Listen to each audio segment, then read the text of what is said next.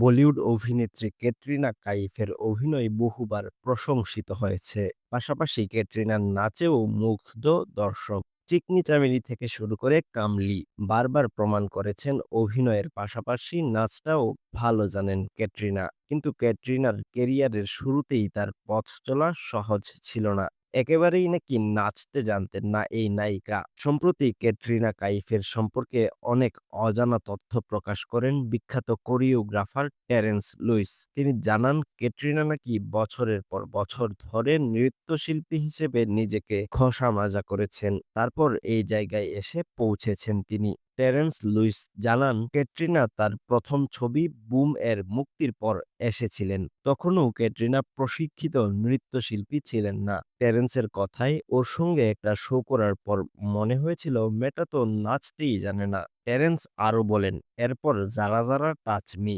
গানটা আমি যখন দেখেছিলাম তখন বিশ্বাসই করতে পারছিলাম না যে এই সেই মেয়ে। তাই ক্যাটরিনাকে অন্যতম পরিশ্রমী অভিনেত্রী বলে মনে করি। কারণ তিনি নৃত্যশিল্পী ছিলেন না, তার কোনো প্রশিক্ষণও ছিল না। তবু নিজের চেষ্টায় আর মনের জোরে অসাধ্যকে সাধন করেছেন। আজ বিশ্বজুড়ে অনুরাগীরা ছড়িয়ে রয়েছেন ক্যাটরিনার। এটা বিনোদন জগতের গর্ব।